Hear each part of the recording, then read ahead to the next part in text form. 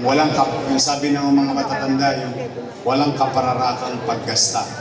We'll make sure every single cent na ipagkakatiwala ng mamamayan sa atin, ibabalik natin through services. Bakit tayo nagkakasama-sama ngayon? I've been doing this since September. No? Dahil sa napansin ko noong July, nung naibalik niyo ako, bumuhos ng sulat sa akin. Nako, tumpok-tumpok. Siguro nag-a-average kami ng 200 to 300 letters. Mukhang naalala ng mga taga-Maynila yung ginagawa nila sa akin nung araw. Na-excite. Ako, 10 doble ang dinami ng sulat. Sabi ko kay Weng, sige, basahin natin, unti-unti. Pag nakaluwag tayo, sagutin natin yung sulat. Pero ayoko nang babalik yung tao.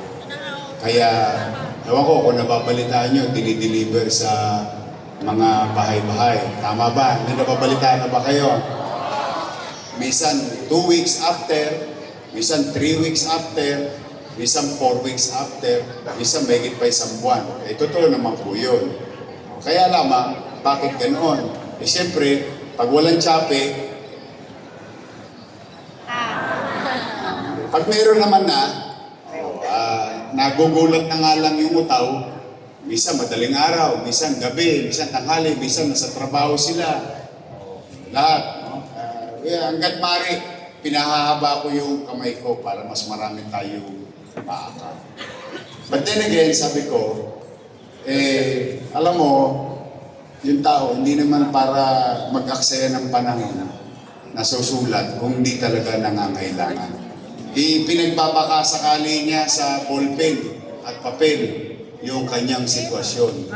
Maybe, nakakakita siya ng hope that may isang opisina na maaari siyang tugunin. Kaya sabi ko, palawakin naman natin, palakihin natin. Bukod sa sulat, sabi ko, makipag-coordinate kayo sa mga barangay, sa mga kaagapay natin, hanapin nyo yung may problema. Huwag lang sa asawa. Asawa na ako. Ibig sabihin, lahat ng uri ng problema. Kasi maraming uri ng problema. And particularly sa pinansyal. So, pwedeng tuition fee, o pwedeng may sakit, pwedeng may maintenance, and so on and so forth. Paramdam ninyo na kung dati-rati, hinahanap nyo, gobyerno, itong araw na ito, makikita nyo, yung gobyerno ang naghanap sa inyo. Pinipilit kong ibaba yung gobyerno sa sobrang taas ng gobyerno, ang hirap abutin. Kaya binabaliktad ko. Ito'y pagpapalawak ng programang Kaagapay. So, pati minsan nakaka-experience ako. Binisita daw sila ni Judith. Judith na eh. Pero mag-alala, ako 300 million si Judith ang dumating sa akin eh. Kuryente, tubig, Maynila, Manila Water, internet, but nakakaraos naman. So, kami ni Vice Mayor at ang inyong mga konsehal ay naparito upang maibsan, if not, some chances, marisolba yung partikular na pangangailangan ng tao. Kaya ito po yung sinasabing Kaagapay program. So, since September, we've reached so many families and individuals. At masaya naman ako dahil pag nangiti kayo, pagkatalikod ninyo, parang yun na yung baterya ko. Mahirap, maging mahirap. Hindi mo alam kasi kung sinong tutulong sa iyo. maaaring itutulong, kaya lang ang hirap makita kung sino sila. But today, ito ang gobyerno ng pamahalaang lungsod ng Maynila ngayon.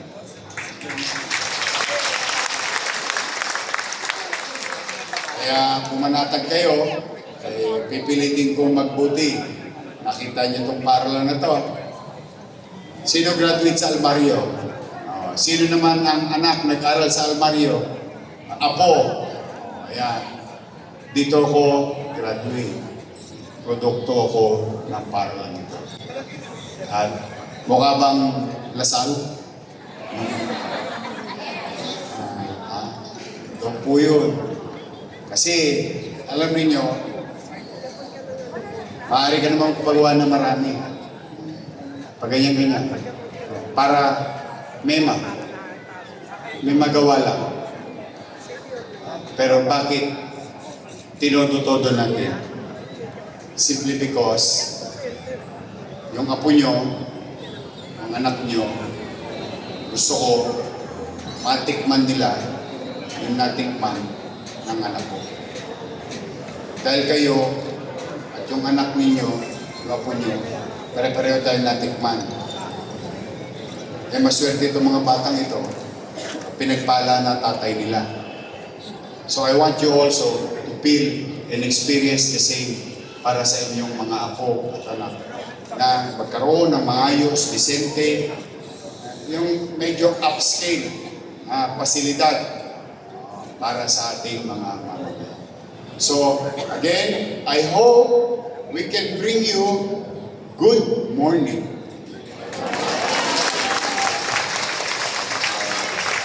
Nakapagbigay kami ng magandang umaga sa inyong araw na ito.